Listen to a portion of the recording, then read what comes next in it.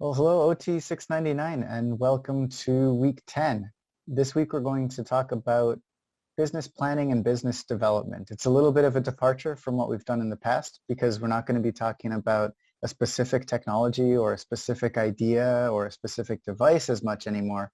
Now we're going to start trying to look at how to expand that idea into a viable business model that will go beyond your initial idea and be a kind of base that you can expand from.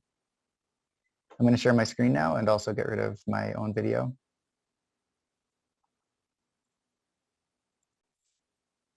Okay. All right, so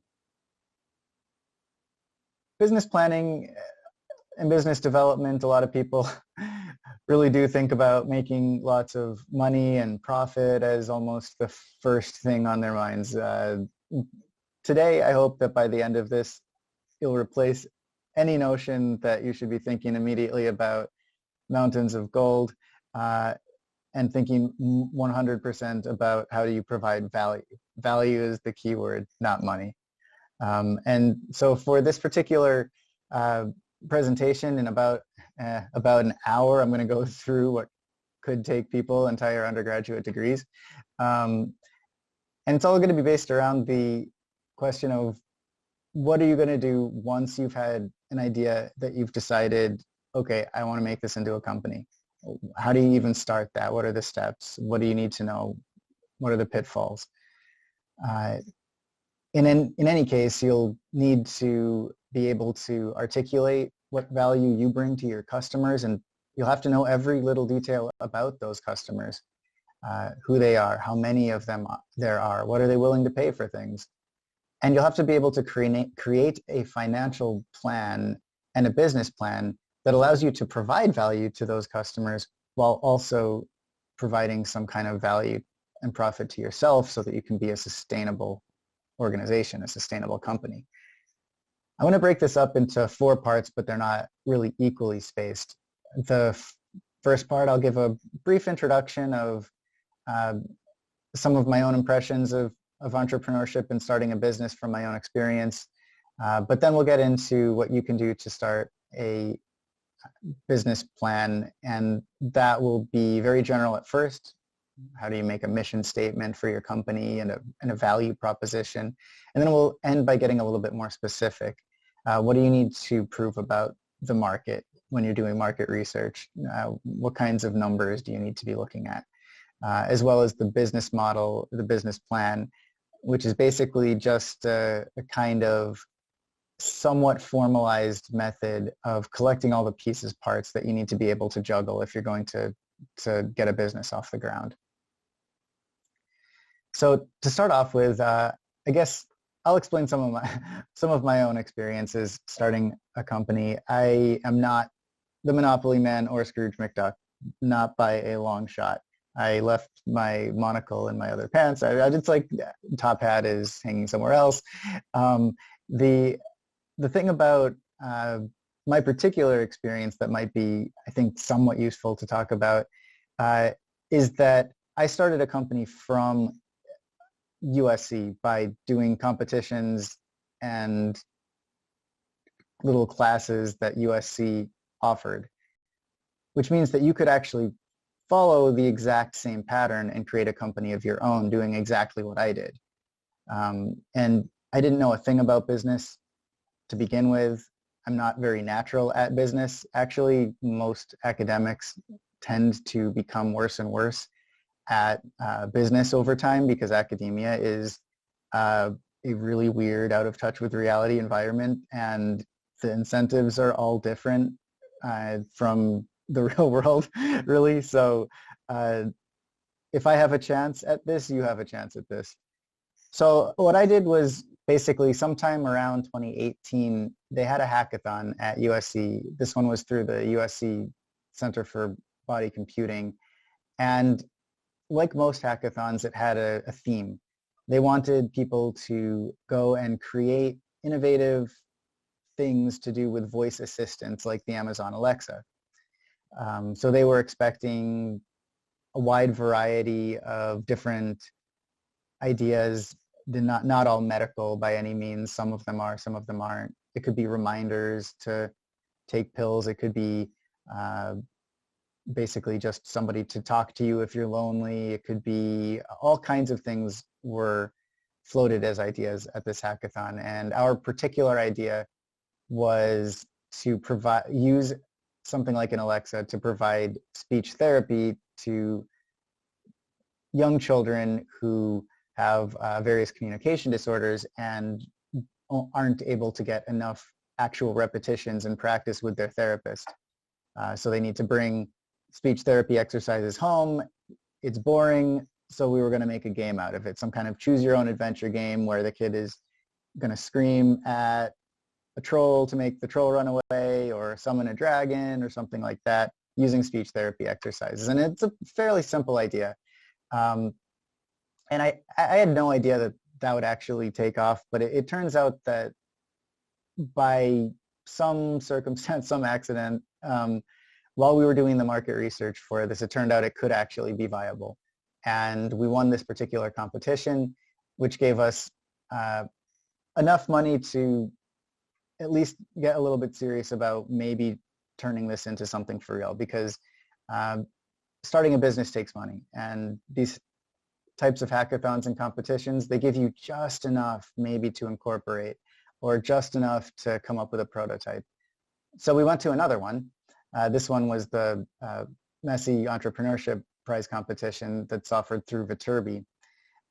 That one is a really, really big deal around that area of campus. They have their final presentation after months of taking short classes on entrepreneurship.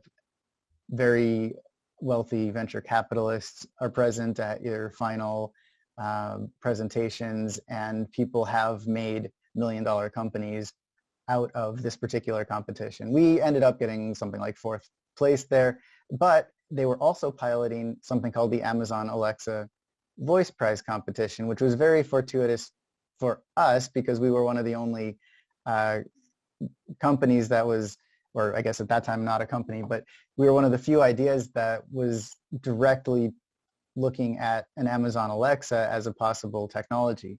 Everybody else kind of shoehorned it in a little bit. So we managed to win another competition there, and that finally gave us enough to incorporate and become a company. So we went from being a team of 2 people with a speech therapy device called Amplify to an actual corporation now called Adventure Biofeedback. And through those competitions and quite a few other pitch nights and hanging around with people at various clinics and therapy centers, we eventually weaseled our way into something called the West Coast Consortium for Technology and Innovation in Pediatrics, which is run right now mainly out of CHLA. And what it is an FDA accelerator program. The government gives a group of people, in this case at CHLA, a giant grant, just tons of money. And what they do is they create a portfolio of startup companies that they like. And then as those companies need a little bit of money here and there for prototyping or for hiring somebody, they give out that money without you having to competitively apply every time you want, $500 for this or something like that. And so we're now a member of this particular group, and this is specific to pediatrics, but other groups like this also exist. Viterbi, for example, has a startup garage that if you can get into this startup garage, it basically puts you into a circle of innovators and entrepreneurs and business people that help each other out, and you could consider that a sort of incubator or accelerator as well. So if you want to start a business in this way with no immediate risk to yourself, going through these competitions that USC offers is a really good idea. And if you are going to these, you don't need to necessarily worry about whether or not you know how to do the coding or you know how to do these particular things that are being asked, because in a lot of cases you actually need to join up with somebody from a specific department. So you may need to have somebody from Viterbi, for example, on your team. that person is going to probably be the one who's going to do the bulk of the actual coding. But to win one of these competitions, you can't just be an engineer, or you can't just be a business person. You need to have a team that is credible. And if you're going to have people creating medical devices, which a lot of the winners over the last couple of years have been medical technologies, then having people on the team who know something about a clinical population is extremely important. So you would be worth your weight in gold on one of these teams if they wanted to do some sort of a medical startup, because then in the final presentations, you could say, through my connections with this and this clinical organization, we found out that X, Y, and Z, and this makes intuitive sense to me because of my background and training. It would be terrific. So consider this as a possible pathway for you as well.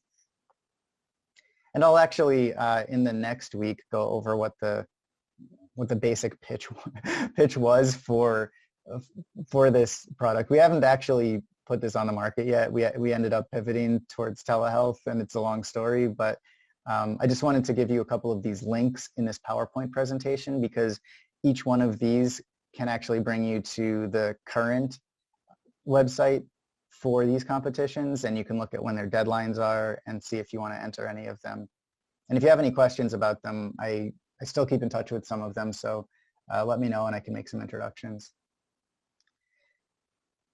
Oh, and one other thing I forgot to mention is that through these kind of competitions, either through the judges or the mentors that hang around, you can actually develop a pretty good network. And for us, we ended up connecting up with the Pediatric Therapy Network in Torrance. And they are right now our closest clinical partner, and we're going to be submitting a big government grant with them at the end of this month to try to get some serious funding to really do a clinical study there. That's related to a telehealth application. So now I'm going to go over the system of starting businesses in 4 bullet points, everything you need to know in 4 bullet points. Bullet point number 1, you have to know the system that you're working in. Of course, I'm going to be focusing on the system that exists here in the United States. If you want to do international types of businesses, or you're planning on taking a business somewhere else, you need to know that system inside and out as well. I can't speak towards other countries, so I'm going to be focusing entirely on the US. We live in a mixed economy. A lot of people just think the US is capitalism, but kind of. We're a mixed economy that tries to keep the best of free market capitalism, but also tries to provide some kind of government intervention for the public good as well, because pure free market capitalism may lead to certain abuses, and so that's where a government can come into the mix a little bit. However, the core philosophy for an entrepreneur is going to totally avoid the government as much as humanly possible. The core philosophy for business is free market. And in a free market, the fundamental unit that all businesses are founded upon and live by is value. It's not money, it's value. Money is a side effect. And the reason for this is because people buy what they think is worth more than the money that's in their hand. Nobody is coerced into paying for that iPhone or whatever. Maybe there's some social pressure or something, but nobody is holding a gun to anybody's head and saying, now pay me for something. When people exchange a bit of money in their hand for some product or service, it's because they want it to. And on the flip side, you only sell products or services if you get some benefit for doing so. There's no requirement that you sacrifice yourself for the greater good, because you can create win-win transactions where the greater good is helped at the same time that you're helped, at the same time that your consumer is helped. Everybody wins. At least that's the theory. Now, of course, to make that happen, to create a win-win situation, you need to know your customer. What do they want? What do they need? And you need to know everything about your customer, like absolutely everything. You also have to know your competition. So what makes you stand out from everybody else who's doing similar stuff and offering similar products? Whatever you're doing differently, is that enough? Is there a bigger fish out there that's just going to eat you? You kind of have to know these things. And you also have to know yourself. You have to know how much money you have, how much time you're willing to spend, how much passion you have for the work, what your expertise is, where you need to reach out for help. Because ultimately, you have to answer the question of whether you can actually make this work. If you have an idea, that's great. But if you say, I have a great idea, but I can't do any of it, I don't know what I'm supposed to do, I just have this idea, you're not going to start a business. You're not going to be the one running that. What you're going to end up doing is either being exploited, somebody else takes your idea, or at the very best, you can sell your idea to somebody who will give you a little bit of the crumbs when they're done with it. Like a lot of people like doing that, and a lot of people have been successful doing that. But the focus of this particular lecture is going to be what happens if you want to be the one to own the company. You want to be the one that's selling things and providing services. All right, so now it seems fairly simple. You need a product that consumers want to consume and a business plan that will make this worthwhile to be a producer, to create a win-win situation. Now, said like that, it almost seems easy, but that could not be further from the truth. About 20% of businesses fail within the first year. By year number 5, about 50% fail. And by year 10, it's now getting on to like 70% of businesses fail. The good news, however, is that only about 20% are because you actually got out-competed by somebody. That means the rest is actually your fault and could be actually corrected if you tried again or managed to get up off the ground after the first failure. And by the way, most entrepreneurs fail many times before they succeed. That's actually normal. Now, I have a little bit of an asterisk here. 20%, it's because some other company came in and did better than you and stuff like that. But in that number, what is not being included is things like an economically disastrous government idea that you can't, pay for your employees anymore, or if there's a special function that you do that all of a sudden starts getting outsourced to a different country and you can't manage to compete internationally, or if what you do is a little bit too mechanical and somebody comes along and figures out how to replace you and everything you do with artificial intelligence or a robot. That's all a little bit beyond the present discussion. So we're gonna keep it a little bit more simple than all that. Now, the rest of failure, though, the rest of the 80% of failure comes from answering no to one or more of the following. Does your product/service have the value you think it does? If the answer is no, people aren't willing to pay for what you're selling, your business will fail. And that's not because they did something wrong. It's because your product was not placed well. You didn't provide value. And it's really impersonal, kind of cruel in that way. It's not about how hard you try. It's not about how good the idea sounded or how many people encouraged you. It's just about whether or not people, when it comes down to it, really, really do want to pay for what you're selling. That's all there is. And number 2 is, of course, is the cost of providing that product less than your revenue? In other words, if you spend $10 to make a product and people are only willing to pay $8, you lose. And so it really comes down to those 2 things. Now, before we get into how to construct a business plan that will avoid those 2 pitfalls, there's a video that I think is really good to set the stage. You need to have a conceptual reason for existing, and that's what this guy's going to talk about. So I'm going to stop this sharing for a second and go to this video.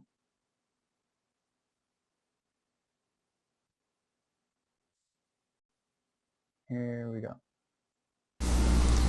About 3.5 years ago, I made a discovery.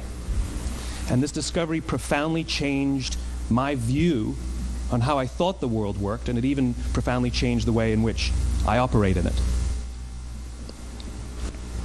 As it turns out, There's a pattern. As it turns out, all the great and inspiring leaders and organizations in the world, whether it's Apple or Martin Luther King or the Wright brothers, they all think, act, and communicate the exact same way, and it's the complete opposite to everyone else.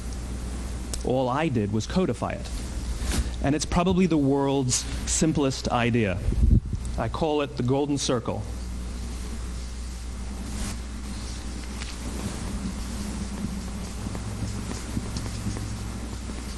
Why, how, what?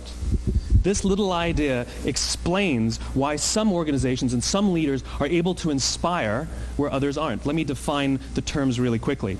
Every single person, every single organization on the planet knows what they do 100%. Some know how they do it, whether you call it your differentiating value proposition or your proprietary process or your USP. But very, very few people or organizations know why they do what they do. And by why, I don't mean to make a profit. That's a result. It's always a result. By why, I mean what's your purpose? What's your cause? What's your belief? Why does your organization exist? Why do you get out of bed in the morning? And why should anyone care? Well, as a result, the way we think, the way we act, the way we communicate is from the outside in. It's obvious. We go from the clearest thing to the fuzziest thing. But the inspired leaders and the inspired organizations, regardless of their size, regardless of their industry, all think, act, and communicate from the inside out. Let me give you an example. I use Apple because they're easy to understand and everybody gets it. If Apple were like everyone else, a marketing message from them might sound like this. We make great computers. They're beautifully designed, simple to use, and user-friendly. Want to buy one? Meh. And that's how most of us communicate. That's how most marketing is done, that's how most sales is done, and that's how most of us communicate interpersonally. We say what we do, we say how we're different or how we're better, and we expect some sort of behavior, a purchase, a vote, something like that. Here's our new law firm. We have the best lawyers with the biggest clients. We have, we always perform for our clients, do business with us. Here's our new car. It gets great gas mileage. It has, leather seats. Buy our car. But it's uninspiring. Here's how Apple actually communicates. Everything we do, we believe in challenging the status quo. We believe in thinking differently. The way we challenge the status quo is by making our products beautifully designed, simple to use, and user-friendly. We just happen to make great computers. Want to buy one? Totally different, right? You're ready to buy a computer from me.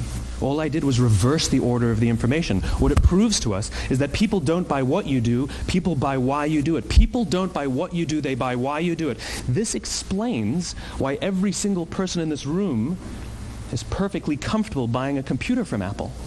But we're also perfectly comfortable buying an MP3 player from Apple, or a phone from Apple, or a DVR from Apple. But as I said before, Apple's just a computer company. There's nothing that distinguishes them structurally from any of their competitors. Their competitors are all equally qualified to make all of these products. In fact, they tried. A few years ago, Gateway came out with flat-screen TVs. They're eminently qualified to make flat-screen TVs. They've been making flat-screen monitors for years. Nobody bought one. And Dell came out with MP3 players and PDAs. And they make great quality products, and they can make perfectly well-designed products, and nobody bought one. In fact, talking about it now, we can't even imagine buying an MP3 player from Dell. Why would you buy an MP3 player from a computer company? But we do it every day. People don't buy what you do, they buy why you do it. The goal is not to do business with everybody who needs what you have. The goal is to do business with people who believe what you believe. Here's the best part. None of what I'm telling you is my opinion.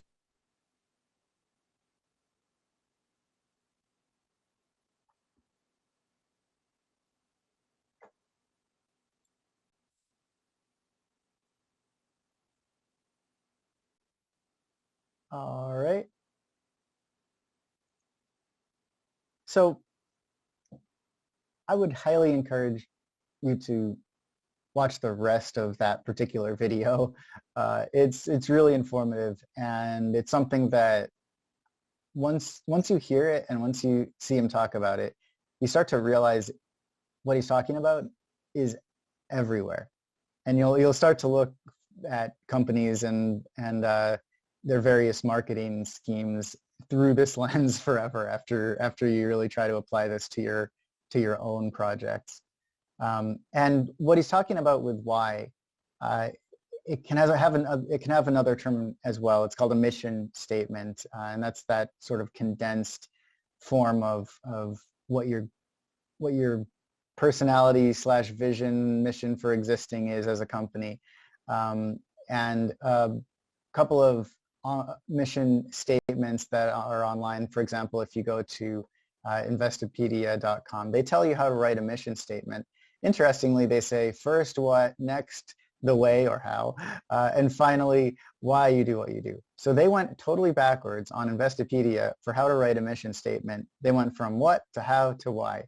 But then what's kind of funny is you look at the examples they give on the very same website for big companies, and none of them follow this format right now. For example, if you look at Starbucks, to inspire and nurture the human spirit, one person, one cup, and one neighborhood at a time. Okay, did that sound like we sell coffee flavored milk with Italian sounding names to workaholic yuppies? No, that sounded very much like a kind of mission, like a this is our spiritual duty to give you coffee. This is so Tesla, for example, to accelerate the world's transition to sustainable energy. They didn't even mention cars. Nike, to bring inspiration and innovation to every athlete in the world. Do you know they make shoes?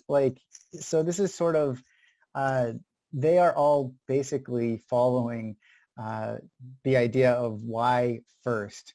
And every one of them can switch the main product that you're associating with them with something else, and it would still fit this mission statement, potentially with the exception of some of the ridiculous ones, like JP Morgan is sort of like the best financial service company in the world. Okay, great.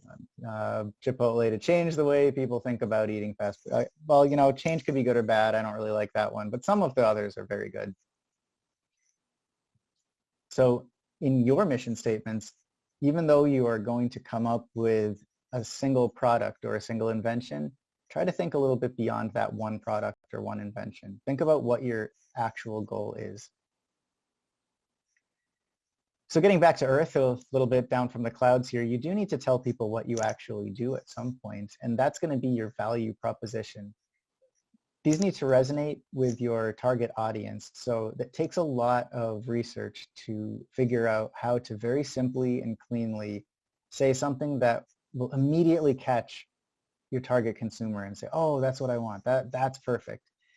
You have to stay positive and be general. And by positive, I mean nobody is going to have a value proposition that says, we help you avoid something because it's bad. It's just kind of gives you a negative. Be empowering about what you say in a value proposition. Because values aren't products. A value isn't the best flashlight or the better sneakers or something. Values are things like saving money, saving time, healing faster, enabling or empowering something or someone. A good example of what a form for a value proposition looks like is we help X do Y by doing Z.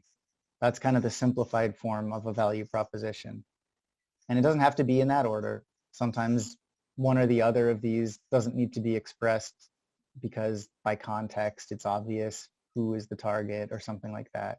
If you're saying you're going to help people feel better after some or the other injury, you kind of know who you're talking about is the people who are injured, that sort of thing. For example, from the Flint Rehab company that makes that glove that is for hand therapy that you can play a Guitar Hero-like game with, their value proposition from their webpage, if you just go straight to their webpage, is we build devices that help you regain movement from home. So you know immediately what they're doing. Whoever is regaining movement is going to be the target, so you know who it's for. And they're going to be doing it by building devices that you can use at home. That's a real clear statement in just one sentence. And then, of course, they follow it up with a little bit of tantalizing market research that says we're completely going to dominate the competitors. We're FDA listed and safe. All of your concerns are met. meet personalized neuro rehab built for you. They do a very good job at the advertising. I would definitely check them out for source material. A slightly larger version of this is merged a bit with the kind of things they do in market research, and that's where you start with some kind of a canvas. This is sort of a brainstorming aid where you look at your customers or your potential customers, and you look at what do they want, what do they need, what do they fear, and you start figuring out where your company aligns. Are you more of a want-based thing or a need-based thing?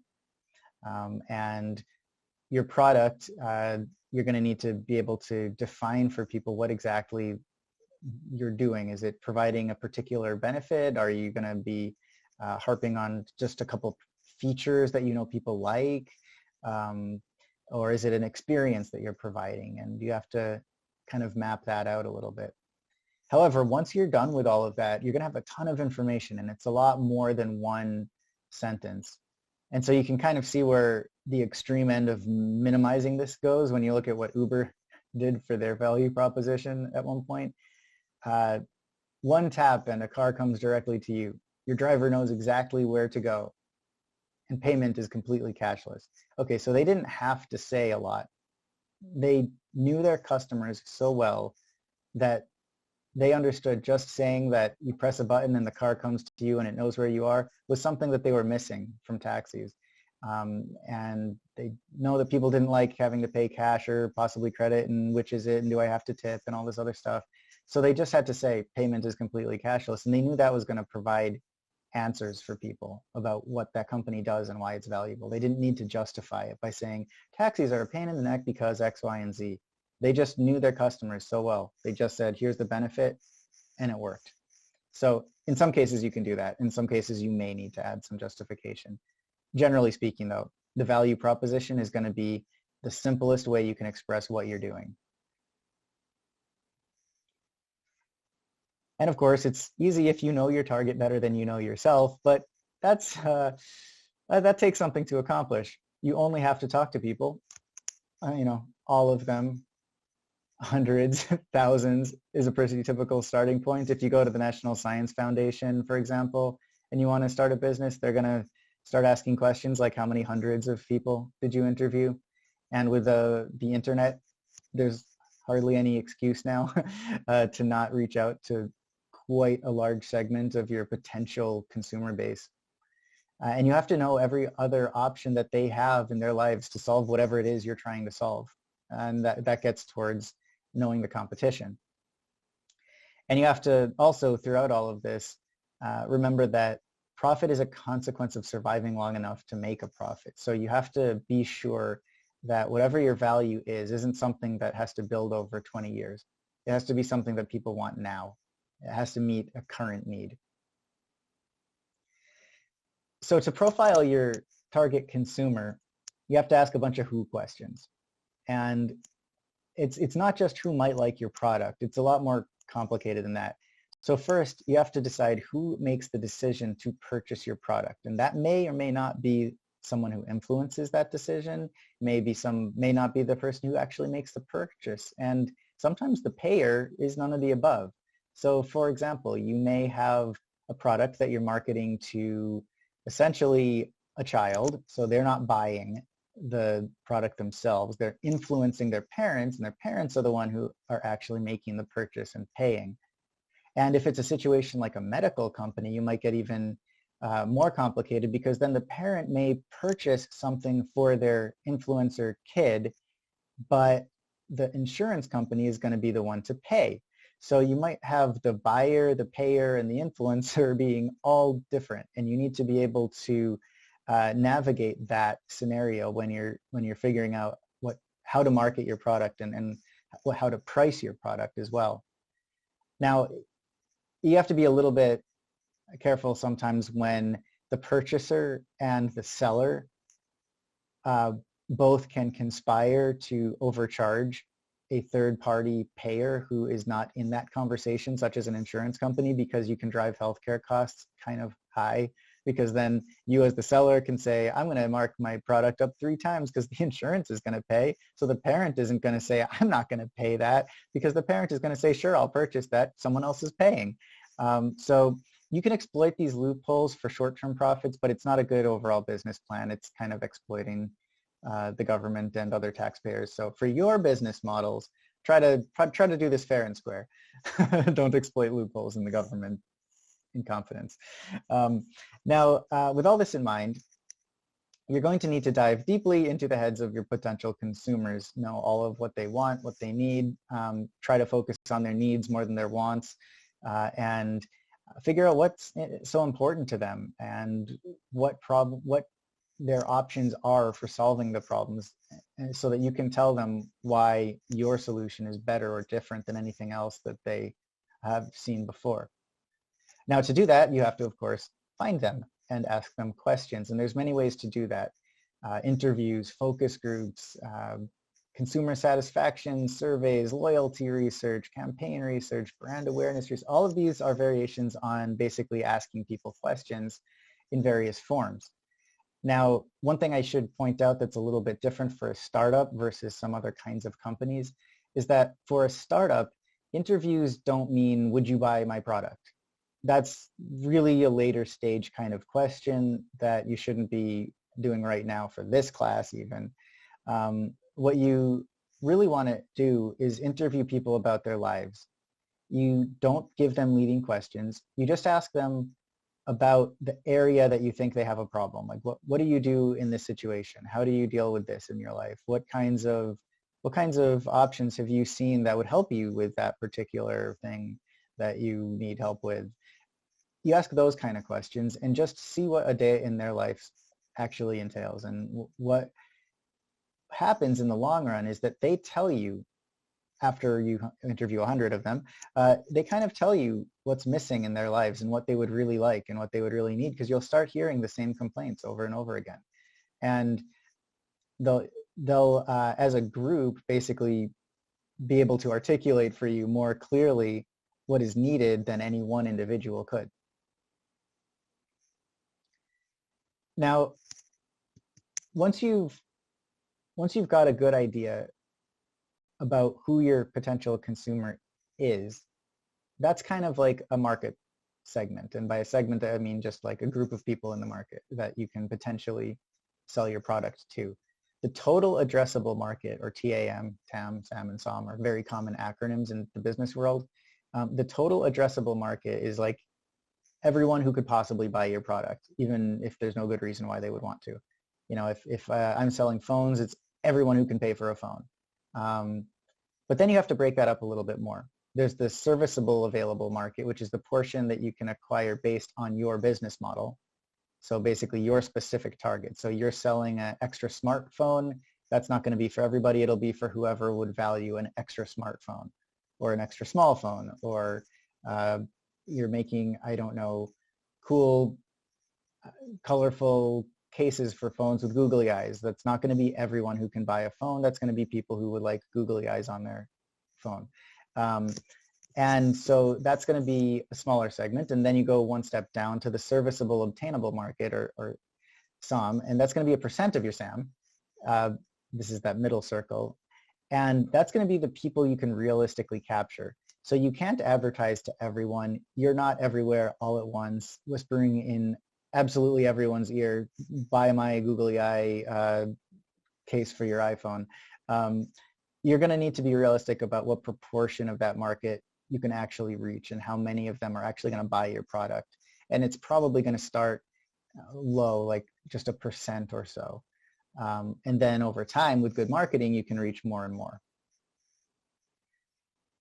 Once you've identified that group, you need to start thinking a little bit more about the individuals in that group, and if they exist naturally in some form of subgroups that you would need to treat differently. And this is called market segmentation, and there's a couple of standardized ways to do this.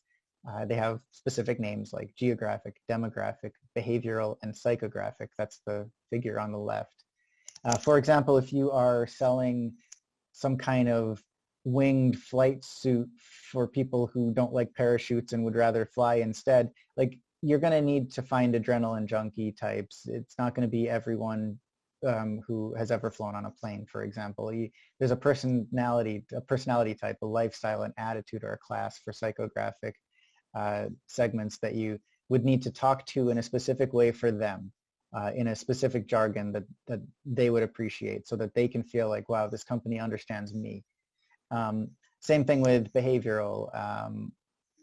This is going to be what kind of loyalty or readiness to purchase they would have. These are customers wanting a value for a money impulse buy. Like, these are people who go into a store, and if it's in the right place and it's colorful, will buy it. That's, you know, that kind of a thing, behavioral segment. So you find out what behaviors will make them buy stuff, and then you do that. And then there's demographic: age, gender, occupation, socioeconomic group. Those are pretty obvious to everyone, so we don't need to go into that. And then there's geographic. Of course, there are going to be some products and services that make a lot of sense in a rural area, but not in urban, or vice versa. So you have to be aware of those kind of things. You know, if it's a product that only makes sense if you're in LA traffic all day long, don't go to Montana and try to sell that product. You know. Also, there are some requirements for determining whether a segment is going to be an effective segment for you, and it usually has to do with these kinds of things on the right. So, do you care about a psychographic segment, for example? Well, to determine whether you should care about them, you have to know if there are effective programs that could target them. If you just know they exist, but you can't do anything to target them and separate them out from the group, you know, divide and conquer, then it doesn't really matter that you've identified them. But if you can do something that would target them and make them specifically feel like you understand them, then of course you can do that. And that gets into some of these other ones. Is it a big enough group to go through all this trouble for? Do you have a way to separate them from everybody else? Are they going to be different enough in how they respond to things that it's really worth that trouble? So give these things on the right side here a look. They're not going to be extremely important for your business plan, but it's something to be aware of. Of course, you have now identified who you're going to be selling your product to, and you need to be able to convince them to buy your product. And the way you convince people that you're better, or that you're needed at least, is to show them that you're better than all the other options out there. That means you need to compare yourself with your competition. Usually that comes in the form of some sort of a matrix. For example, you've got on the left here a comparison of SugarSync with its competitors, Dropbox, Google Drive, OneDrive, Box, and iCloud. Basically, this is called a feature matrix, because on the one side you've got all the different features that this product is offering with a little dot, versus the competitors, which don't offer all these features. And so there are fewer dots for the competition. The clear choice is pick the company with all the dots, and that's the idea. And you can do the same thing for costs as well as features. These kind of matrices are going to be very important for planning, for websites, for grant applications, things like that. This shows that you've done your research. Now that you've done that, you can start thinking about how people will pay for what you provide them. This is a really important thing to get right, because it's very easy to have people really like a product and come up with a great idea and then still manage to completely tank your business because you didn't think about how you were going to continue to get sustainable profit once people buy one of your items. If you create the never-ending light bulb that never burns out and everyone buys your light bulb, what happens to your business? You know, that's kind of the obviously oversimplified version, but you have to think about that kind of thing. Is this a one-time purchase, and then you need another generation of people to be created before they're going to buy new stuff? Or are they going to keep buying stuff because some things wear out? For computers and for software, there's a subscription possibility. So people could keep paying you even though you didn't give them anything new. That's a great thing to try. And then you have to determine whether you're going to be doing this as a monthly or yearly fee. There's also some ideas out there about a cheap initial purchase, but then expensive accessories. So this would be like a printer company selling you a really cool printer for like $5 and then the ink costs $30 each and runs out quickly. Or Gillette is famous for this. It's like, have our almost free razor and all of the blades cost a ton. Things like that. They can be very lucrative if you do them right, but they can also annoy people. So you have to be careful of them. Also, you have to determine, is this market and pricing model that you have, is it going to be stable over time, or is it something that really only works because of a particular cultural trend that might be gone in 10 years? Or is it something that you're just picking up on a TV show that made something popular and the fad will be over in about 10 minutes? You know, if you were selling the Hodor doorstop when Game of Thrones was playing, you made $1 billion, but I think if you tried to sell the same thing now, you wouldn't make much money. So you need to see how much others are charging for similar things as well. In the beginning stages of a company, at least, you're not going to be able to play a lot with supply and demand and trial and error and figuring out what increased or decreased your profit. You're going to just have to see what other people are doing. And so that means find the closest things you can. How much are they charging? Do something similar. And that's going to be the easiest way to not overshoot or undershoot. Once you've actually started to sell products, you can adjust that in different ways. But for now, you're going to want to set your price mainly based on similar items on the market. And finally, you're going to have to do some quick math to make this all work so that you can make a profit in the end. That means you have to multiply your anticipated number of buyers by how much each of them will pay, like how much they're going to spend on you. And that'll give a total amount of revenue in some time period, like a year. So if I know that I can sell this many products and each product costs this much, I have some amount of money. That's great, but that's not profit yet, because you have to subtract off the cost of reaching those people, the cost of maintaining your business and staying afloat, advertisements, taxes, payments for keeping a physical location, any product construction costs, paying staff, employees, electricity, water, all the rest. Once you subtract all of that from your revenue, if there's leftover money, then you've made profit. If not, you might have a loss. And most businesses actually operate on a loss for a few years. And that means you need to have some initial amount of money. Sometimes it's called your initial capital.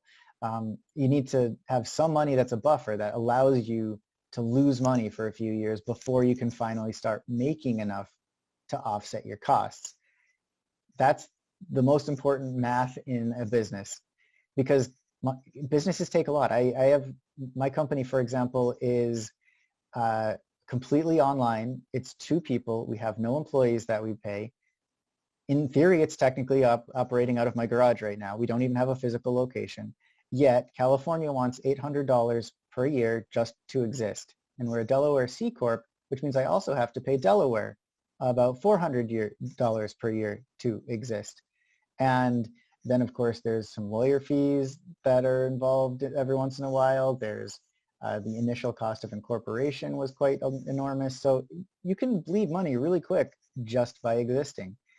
And so you have to figure out how much you're going to make year by year, and then work backwards and say, okay, well, I can survive for 3 years on my initial capital. As long as I don't lose too much, I can survive for 3 years. Am I going to make enough money in 3 years? And if the answer is no, try something different. So now to bring it all together, we're going to look over a very, very popular method for putting all the different parts onto one piece of paper. And it's called the business model canvas. And specifically, this is called the lean startup canvas, because it's very good for initial startups, because you can just write a few things down, erase it, change it, test things out really easy. It's not a formal document like a big corporation might make. It's basically a mind map. Thinking about a startup is, how is your company going to be organized? And what we now know is the most efficient way to think about all the pieces, just all the parts, is by a business model. And so the next question is, okay, Steve, you just told me to think about a business model, but what is a business model? What are all the pieces? Well, let's take a look. And a business model is how a company creates value for itself while delivering products or services for its customers.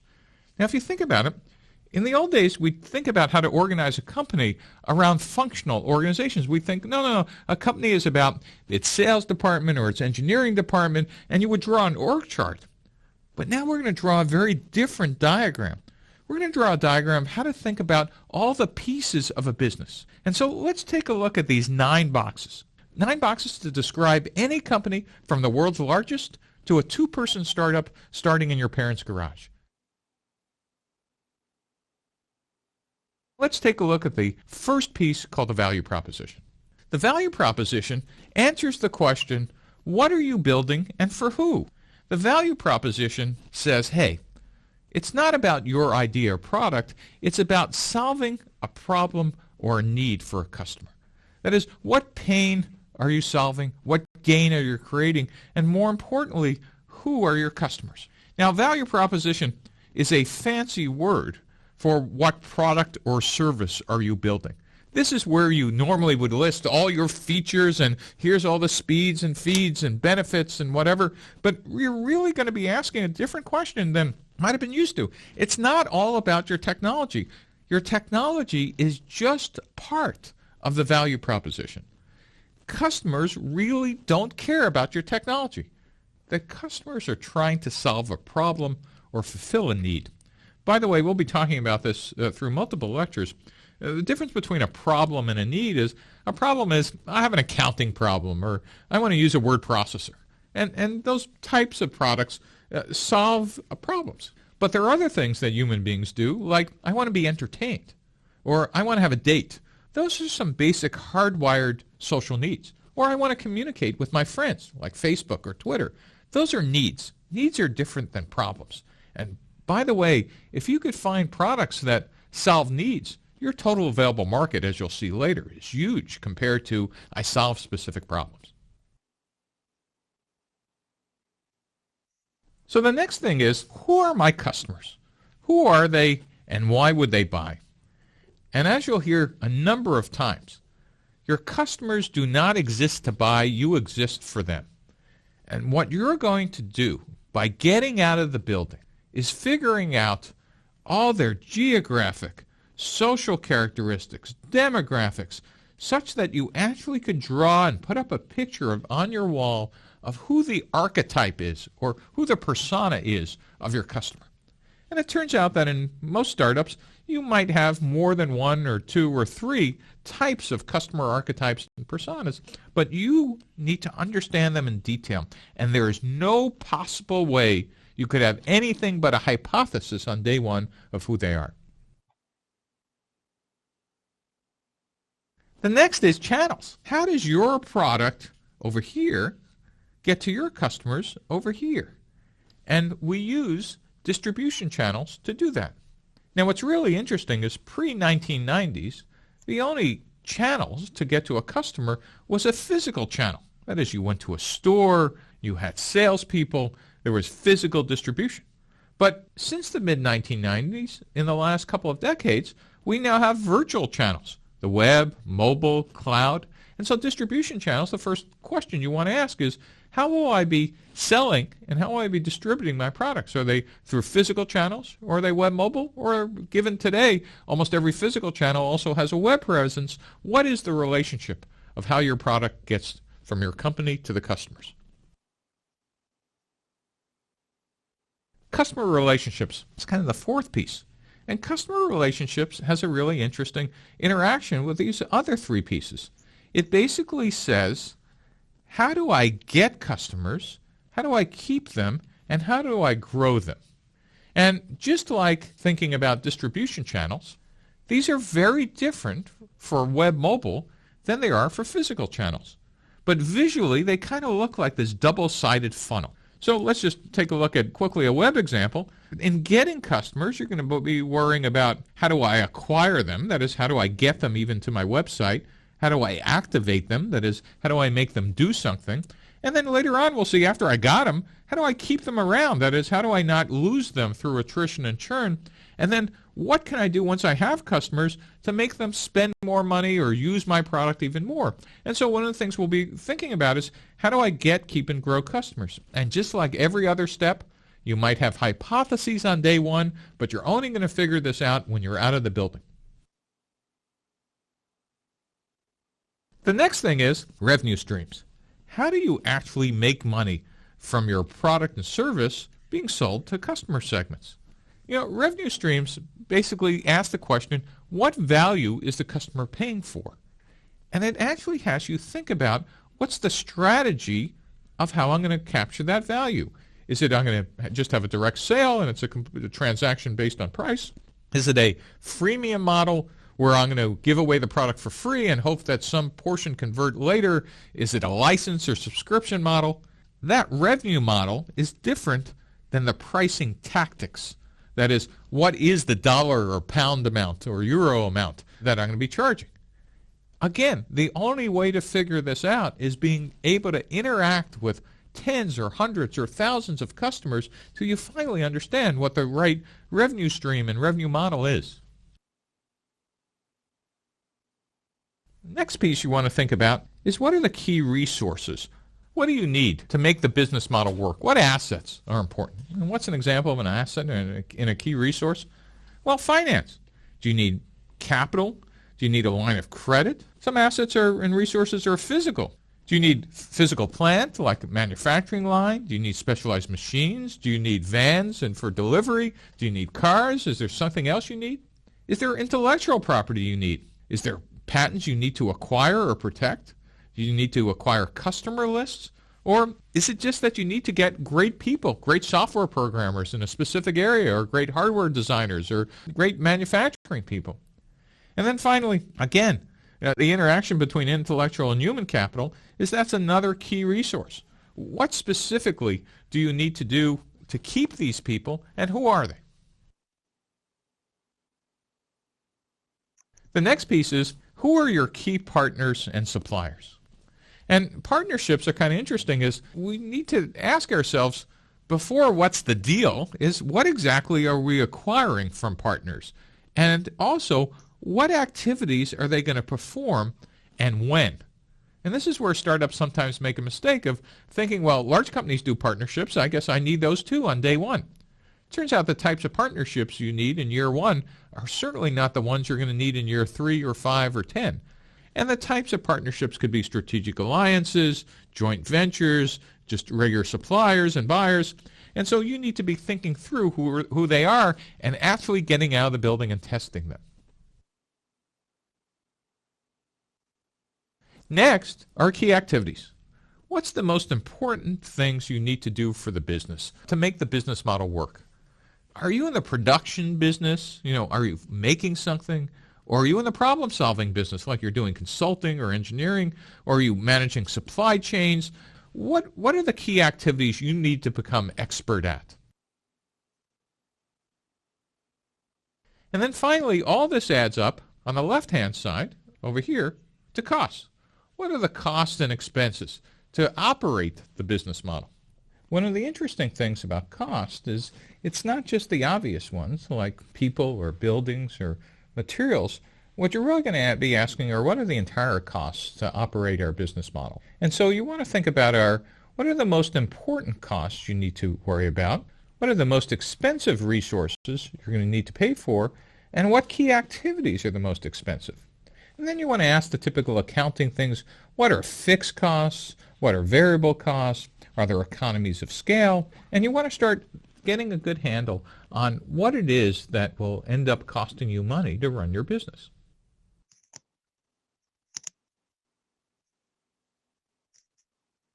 All right. So the business model canvas is probably the most common thing you'll see floating around business schools and entrepreneurship classes and things. And it really is a powerful way to, if you get used to using its vocabulary, at least, it's a really good way to map out all the various elements and really think through your business.